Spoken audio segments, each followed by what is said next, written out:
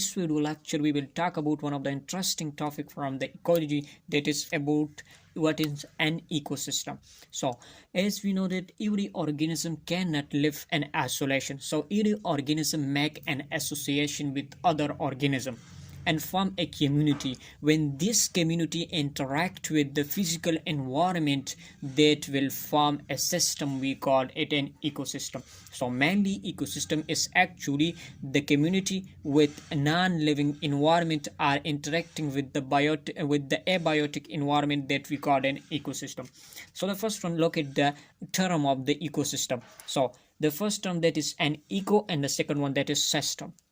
Now the term eco, it indicates an environment, while the system mean it is a combination of interacting complex. System imply an interacting complex when a different organism they are interacted with each other, and these organisms as a whole interact with the environment, it will form an ecosystem. So this is the meaning of the ecosystem. Now the term that ecosystem, it was proposed by or coined by a scientist, that is Tansley in 1935.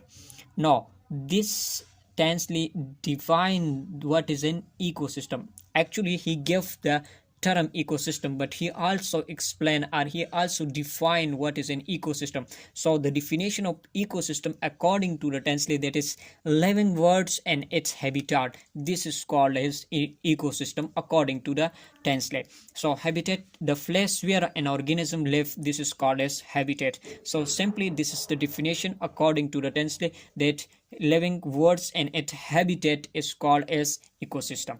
Now in the literature of Russian and German literature, the term that is used alternatively for the ecosystem, that is called as biogeosynosis. So what is biogeosynosis? Simply it is a term used in the German and Russian literature for the ecosystem. Now what does the term biogeosynosis is? So it simply means life and earth functioning together. So this is the meaning of biogeosynosis, and it is actually the term used for the ecosystem. Now we have a second term, that is biosphere and ecosphere. So the term that is mainly related to the ecosystem. So biosphere and ecosphere mean different ecosystem, they are combined and form a large ecosystem, then we will call it as biosphere or ecosystem. So simply different ecosystem are united to form biosphere. Mean biosphere contain many of the ecosystem, it contain different type of the ecosystem. So you can say here the biosphere, it is a large ecosystem, it is called as biosphere. Now the other names used for the ecosystem, that was proposed by different scientists. So the term biosynosis, this is also proposed by Carl Mobius for the ecosystem. Now microcosm, this is also the term that is used for the ecosystem, but this term is mainly proposed by Forbes. While the biosystem, this is also the term that is used alternatively for the ecosystem, that was proposed by Tenman. So this is the other names that is used for the ecosystem. Now before discussing the definition of ecosystem, we should have a knowledge about the important term, that is what is an organism, population and community. So we will understand these three terms, then we can easily understand what the definition of ecosystem is. So the first one, that is organism. So what is organism? Any living thing that is called as organism.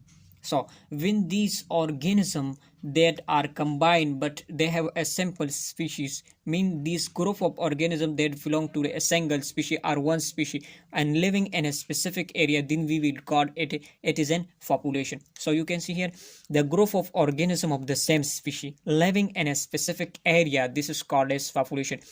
Any living thing that is called organism when the group of organism but they belong to the same species and living in a specific area, then we will call it this is an population. Different group of population they are combined and living in an area, then we will call it is in community. So simply you can say here the group of different kind of population. So you can see here there are different type of population when combined, then we will call it is in community. So the ecosystem that is mainly related to the community. So that's why I will try to understand these two terms, because before discussing the community you should have a knowledge about the organism and population. So we will define what is an ecosystem. Now here are some of the definition of ecosystem. The first one, that is community and non-living environment function together, then we will call it is an ecosystem.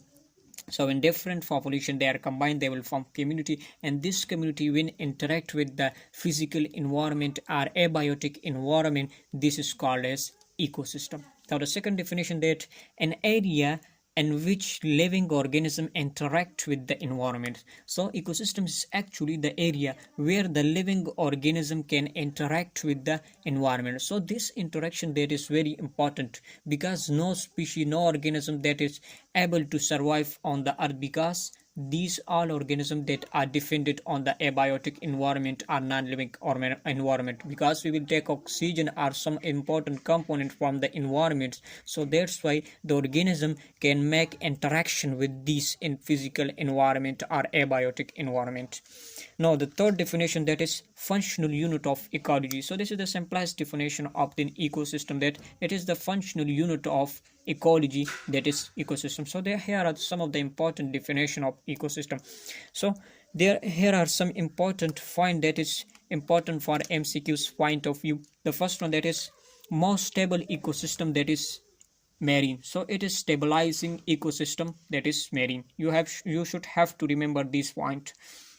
Now the biological diversity that is present in ecosystem, that is most biologically diverse ecosystem, that is coral reef ecosystem. This is biologically diverse ecosystem.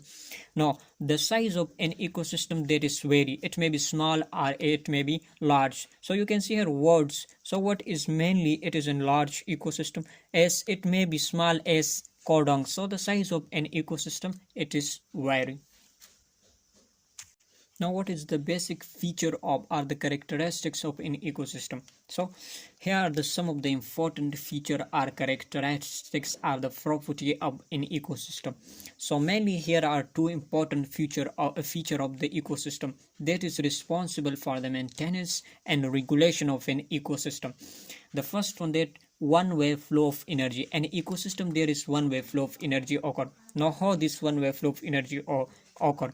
As we know that sun is the ultimate source of energy. Sunlight in the form of sunlight in the form of light energy. This energy that is absorbed by the green plant, and green plant convert this solar energy or light energy into food energy. Then this green plant that is eaten by herbivores, and then the herbivores that is eaten by a carnivore. So in this way you can see that the light energy, it is go to the plant and then herbivores and carnivore. So you can see here this energy that is move in one way flow. So the energy flow only in one direction. So this is the important feature of an ecosystem.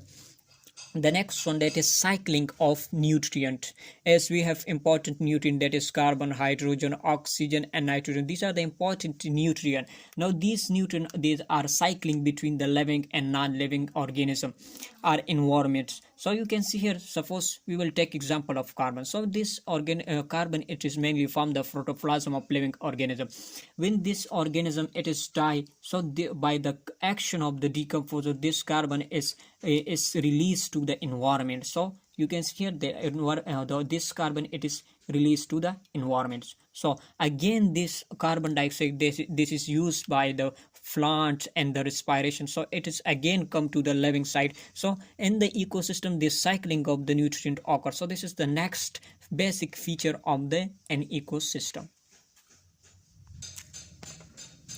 Now there are two types of, we will classify the ecosystem into two categories. The first one, artificial ecosystem, and the second one, that is natural ecosystem. On the basis of that ecosystem that is operate under natural condition or environment of the human occur or man occur. So on this basis we will categorize into these two categories. The first one, that is artificial ecosystem. So such type of ecosystem that is in the human involvement occur an ecosystem that is called as artificial ecosystem. So you can see here the example, that is cropland, garden and fish farm. See, these are the example of artificial ecosystem. So in this ecosystem mainly human is involved, because in cropland we will add fertilizer and some other factors. So these are manipulated by the involvement of the human. So that's why it is called as an artificial ecosystem.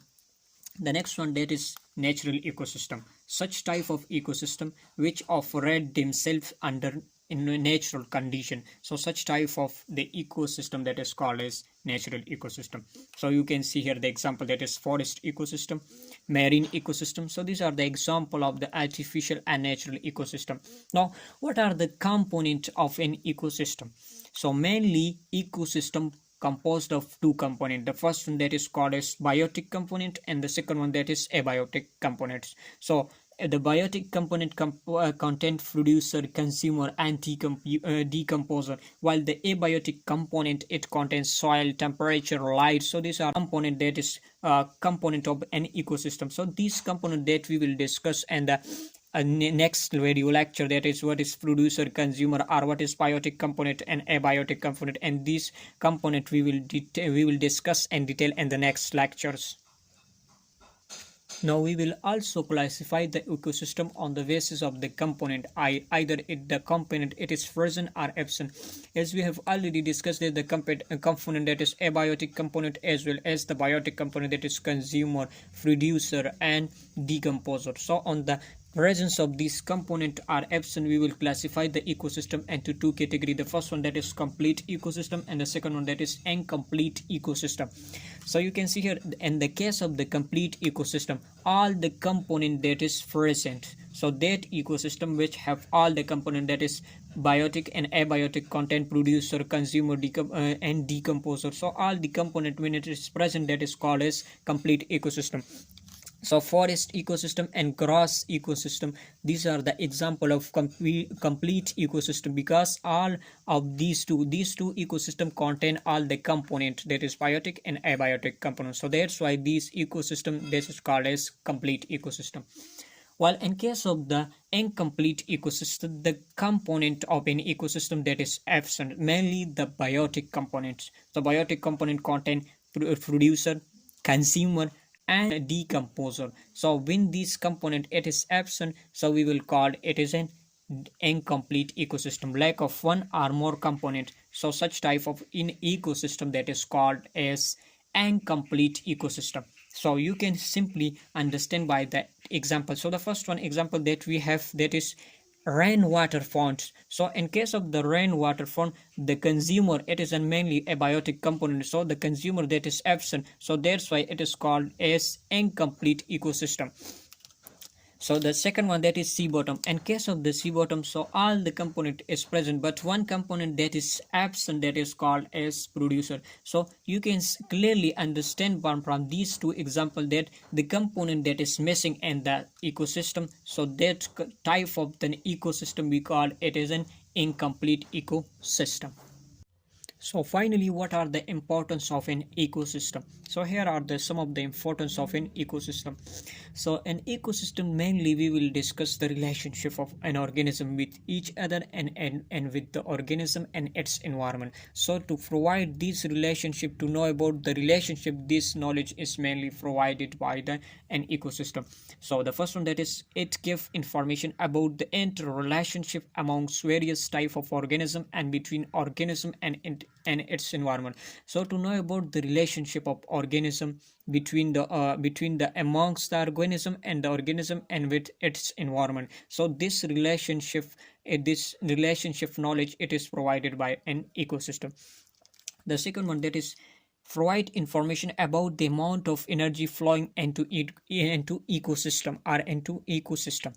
So as we know that in ecosystem, the energy, so how much of the energy it is flowing into the ecosystem, its harvesting ability and its availability at various level. So this information is mainly provided us by an ecosystem. So this is the second importance of an ecosystem.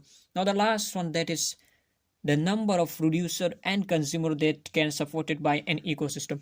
So if we know about the carrying capacity of an ecosystem, that how much of the organism can supported by an ecosystem. So if we know the carrying capacity of an ecosystem, so we can easily understand that how many producer and our consumer that can support it an ecosystem. So this is about the importance of an ecosystem. So finally, this is all about the introduction to an ecosystem, and next lecture we will discuss the biotic and abiotic component of an ecosystem. I hope you will understand this lecture very well. Thank you so much.